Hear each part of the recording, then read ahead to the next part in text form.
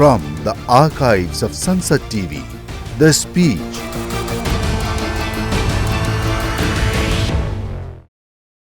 आदरणीय अध्यक्ष महोदया, आपने इस महत्वपूर्ण चर्चा का आरंभ किया और आपने पूरे राष्ट्र के सामने उत्तम विचारों के साथ संविधान का महात्म्य, संविधान की उपयोगिता और संविधान निर्माण के पीछे राष्ट्र के महापुरुषों की जो दीर्घदृष्टि थी, उसको बहुत ही प्रभावक ढंग से प्रस्तुत किया। आपका ये भाषण संसदीय इतिहास में एक महत्वपूर्ण प्रेरक दस्तावेज बनेगा, ऐसा मुझे पूरा विश्वास है। मैं आपको बहुत बहुत बधाई देता हूं। सदन में भी इस कार्यक्रम में जो रुचि दिखाई गई, सबने एक मत से जो समर्थन किया और अपने अपने तरीके से संविधान के महात्म्य को और उसके प्रति प्रतिबद्धता को जिस प्रकार से चर्चा के द्वारा प्रस्तुत किया, मैं इसके लिए सदन के सभी आदरणीय सदस्यों का हृदय से अभिनंदन करता हूं, आभार व्यक्त करता हूं। जैसे सभी माननीय सदस्यों ने अपनी भावना प्रकट की, वैसे ही मैं अपने भाव पुष्प अर्पित करने के लिए खड़ा हुआ, क्योंकि इस चर्चा का स्पिरिट वही है। मैं और तू, ये स्पिरिट नहीं है इस चर्चा का। ये स्पिरिट चर्चा का हम है, पूरा सदन है, देश के सब जनप्रतिनिधि है। और इसलिए और आखिरकार इस चर्चा का मूल उद्देश्य भी वही था। ये बात सही है, 26 जनवरी हम हमारा गणतंत्र दिवस मनाते हैं, लेकिन इतिहास की एक महत्वपूर्ण घटना है 26 नवंबर। इसको भी उजागर करना उतना ही आवश्यक है।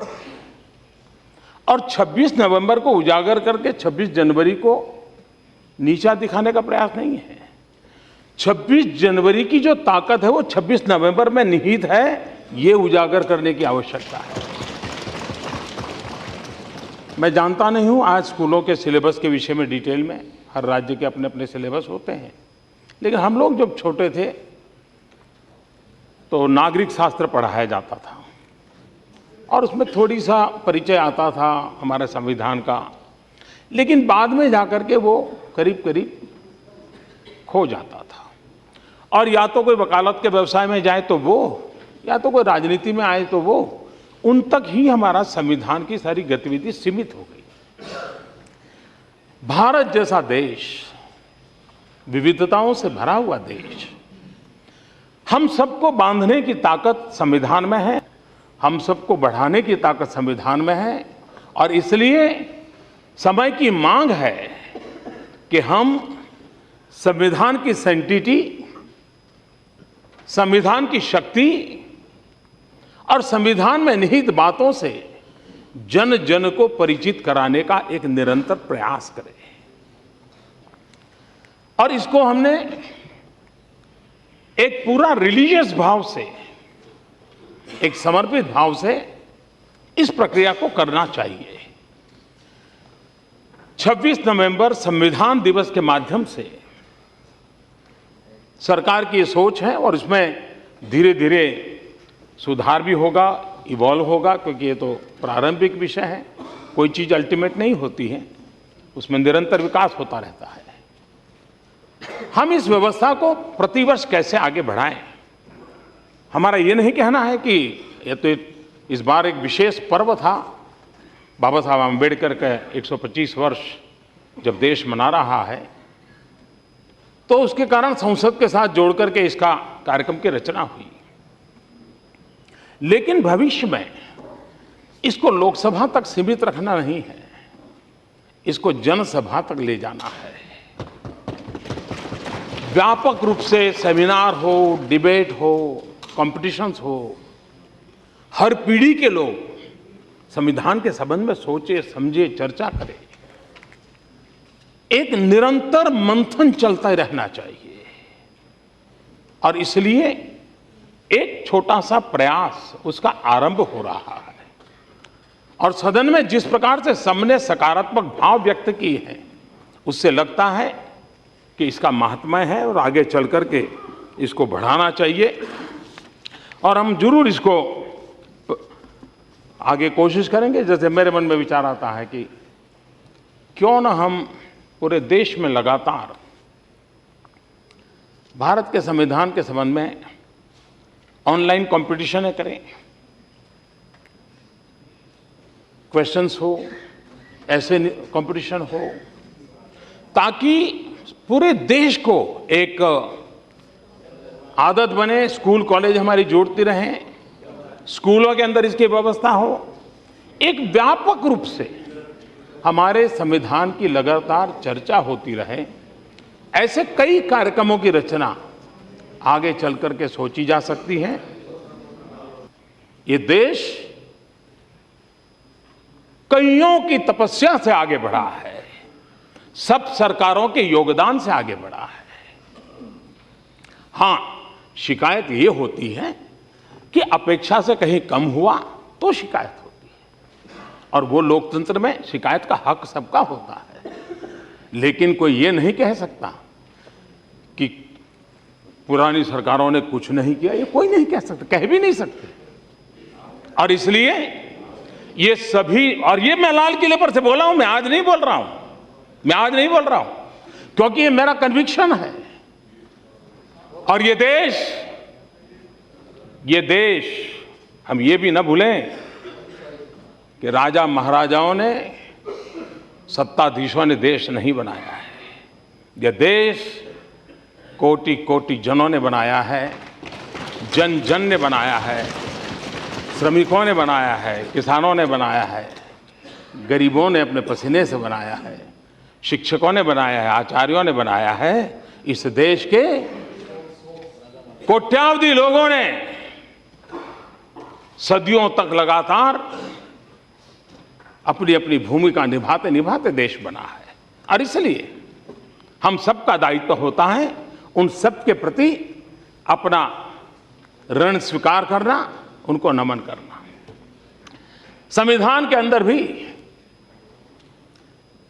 सबकी भूमिका रही है,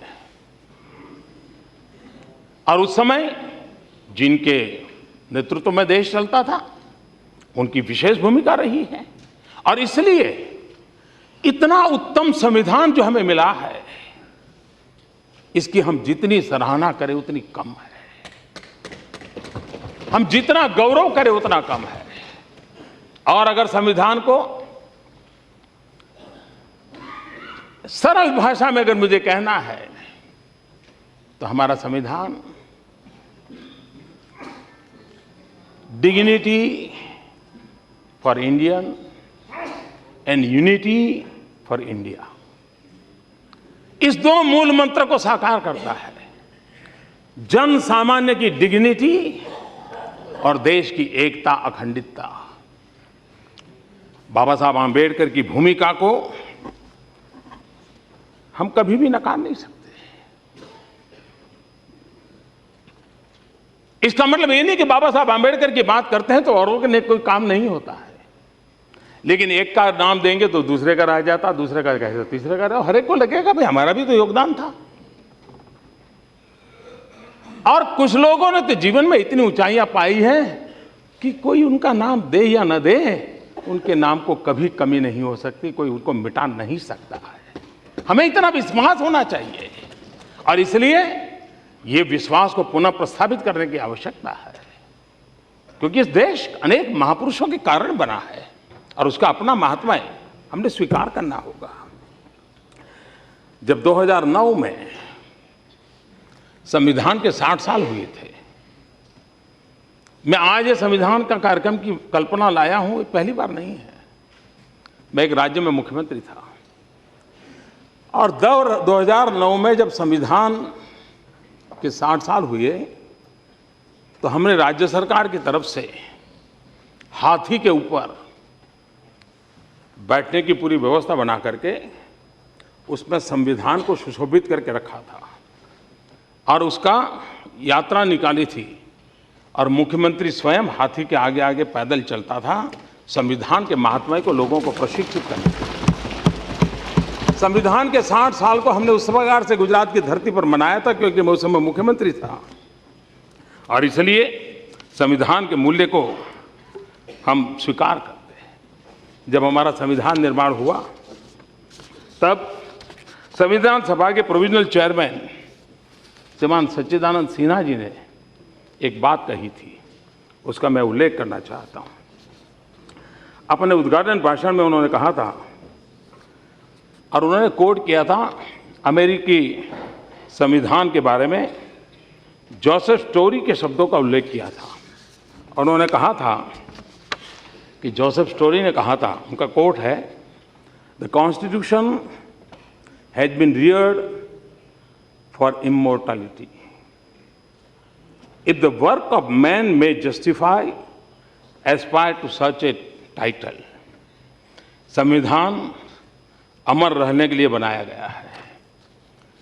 मनुष्य के द्वारा कभी कोई चीज अमर हो नहीं सकती, लेकिन संविधान अमर हो सकता है। ये बात है, मनुष्य कभी ये नहीं कर सकता है, लेकिन किया था। बाबा साहब आम्बेडकर की विशेषता की ओर हम नजर करें।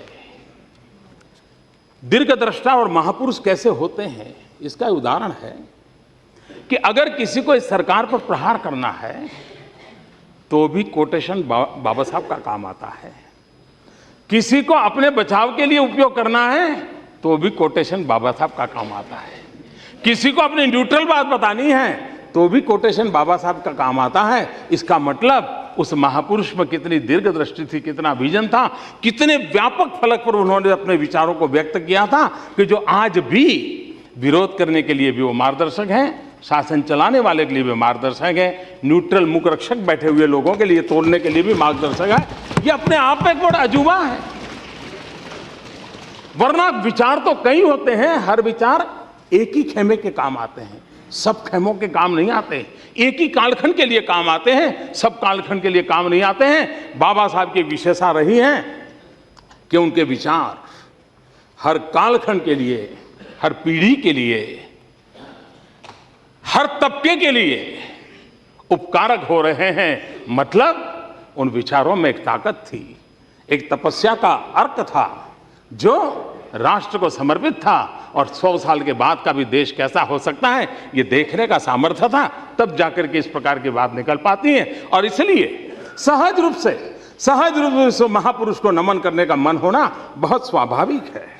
ग्रेनविले ऑस्टीन, उसने भारत के संविधान का वर्णन करते हुए कहा, और बड़ा मैं समझता हूं इंटरेस्टिंग है, उन्होंने कहा ये एक सामाजिक दस्तावेज है। वरना तो संविधान यानी एक कानूनी दस्तावेज हो सकता है। अगर संविधान बनाने में बाबा साहब आम्बेडकर न होते, मुझे क्षमा करें मैं किसी की आलोचना नहीं कर रहा हूं, तो शायद हमारा संविधान देश चलाने के लिए, शासन चलाने के लिए उत्तम हो सकता था। लेकिन वो संविधान सामाजिक दस्तावेज बनने से शायद चूक जाता। ये सामाजिक दस्तावेज इसलिए बना है कि बाबा साहब आम्बेडकर का दर्द, उनकी पीड़ा, उन्होंने जो झेला था, उस यातनाओं का अर्क उसमें शब्द बन करके शहर निकल रहा था और तब जाकर के संविधान का निर्माण हुआ था। और तब जाकर के एक विदेशी व्यक्ति ने कहा था कि ये सामाजिक दस्तावेज है। साधु की सच्ची परीक्षा कठिन परिस्थितियों में ही होती है। जैसे कपूर को आग के पास लाने पर उसके जलने का डर नहीं रहता, वह खुद जलकर अपनी सुरभि से सबको मोहित करता है। ये बाबा साहब आम्बेडकर अपने साथ इतनी कठिनाइयां हुई और इतना यातनाएं हुई, उसके बावजूद भी हमारे पूरे संविधान में कहीं पर भी बदले का भाव नहीं है। सबको जोड़ने का प्रयास है, सबको समाहित करने का प्रयास है, और इसलिए बाबा साहब को विशेष नमन करने का मन होना स्वाभाविक है। 25 नवंबर 1949 बाबा साहब आम्बेडकर ने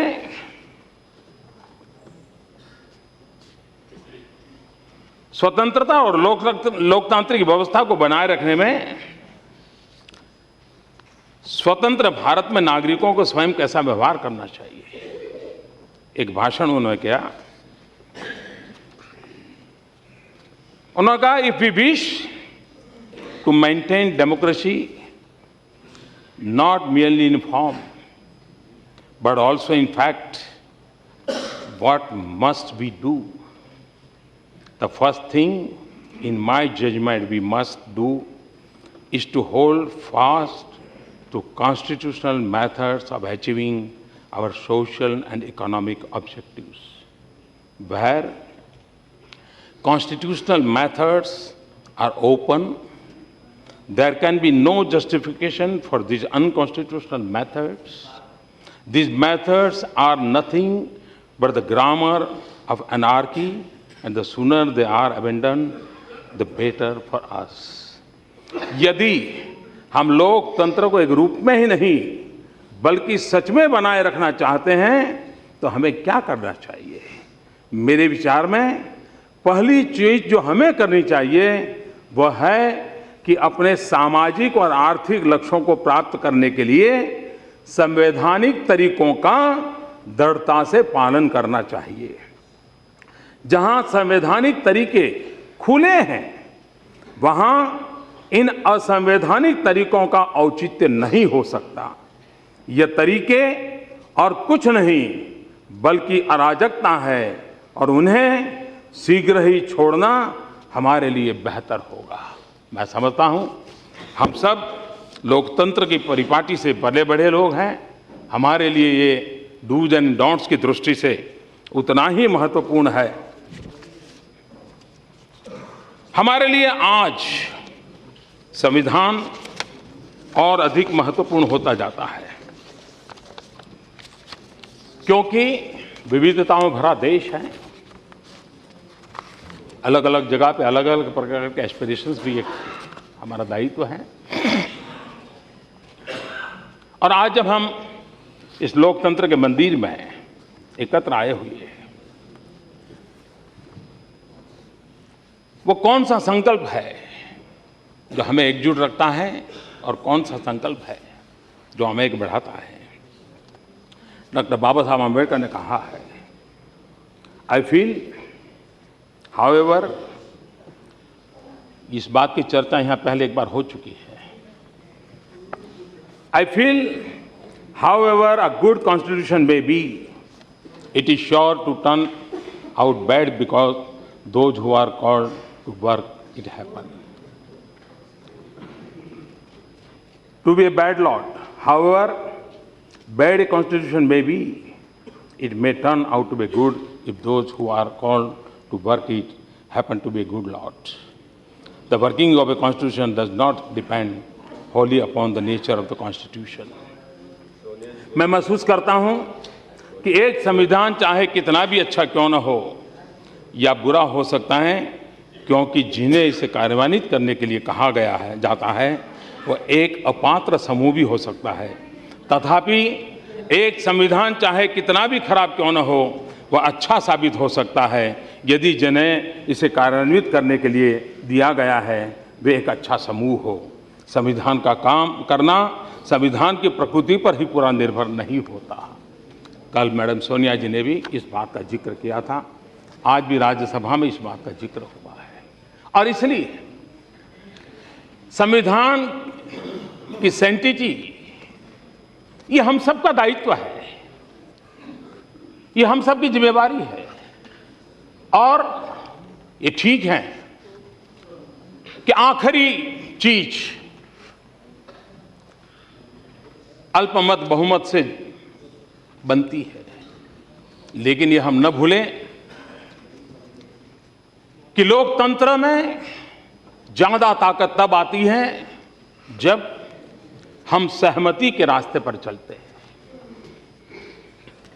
हम सहमति और समझौते के प्रयास करते हैं, लेकिन जब सारे प्रयास विफल हो जाए तब आखिरी रास्ता होता है अल्पमत और बहुमत का।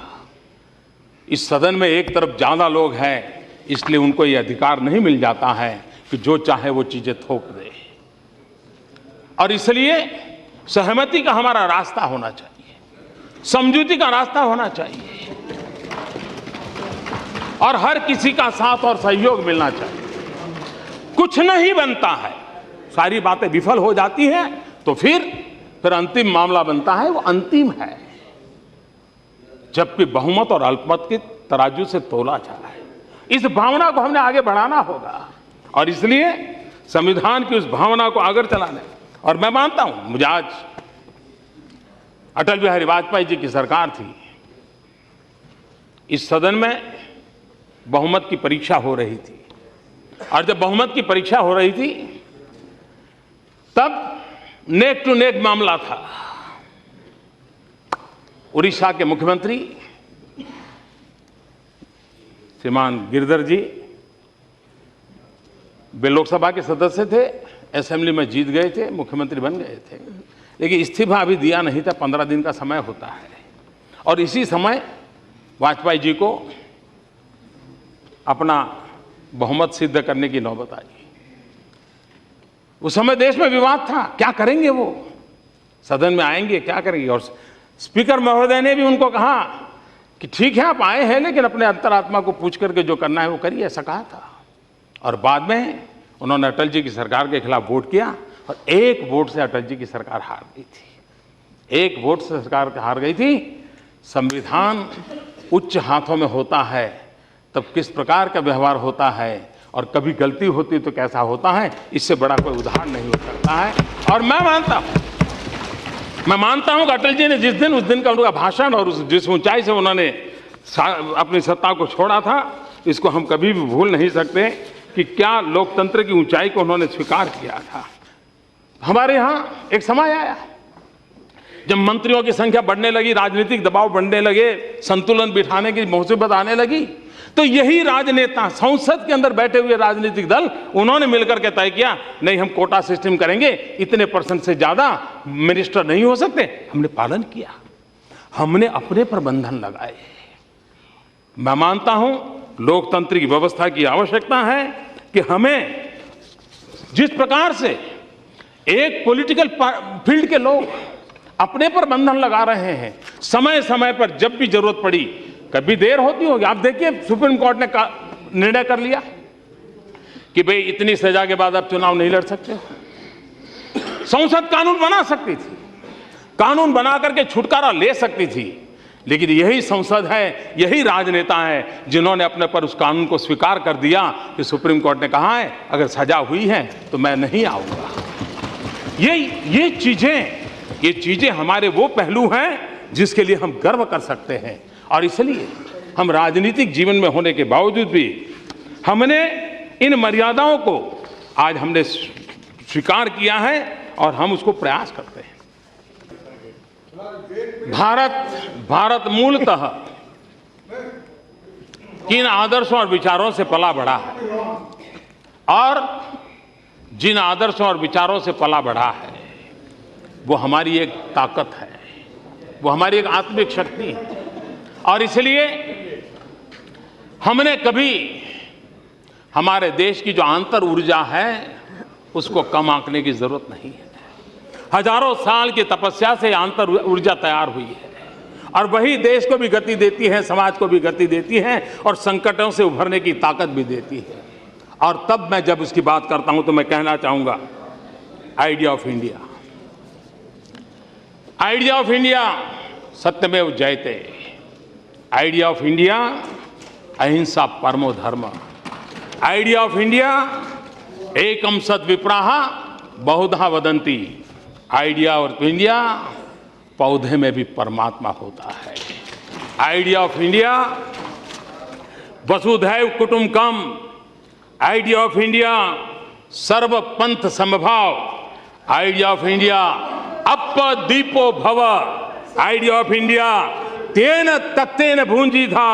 आइडिया ऑफ इंडिया, सर्वे भवन्तु सुखिनः, सर्वे सन्तु निरामया, सर्वे भद्राणि पश्यन्तु, मा कश्चित् दुर्भाग् भवेत्। आइडिया ऑफ इंडिया, न त्वं हम कामये राज्यम, न मोक्षम न पुनर्भवम, कामये दुक्तप्तानां प्राणिनामाति नाशनम।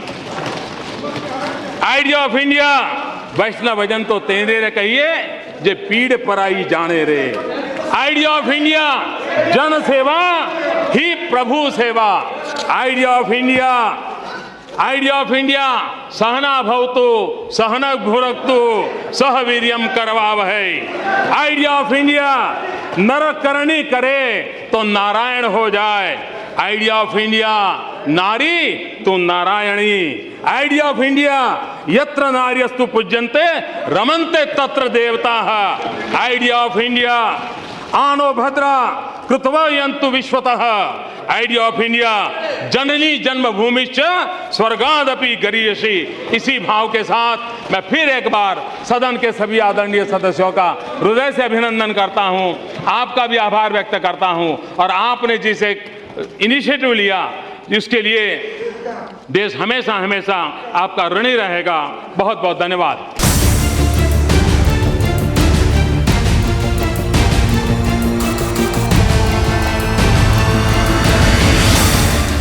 From the archives of Sansad TV, The Speech.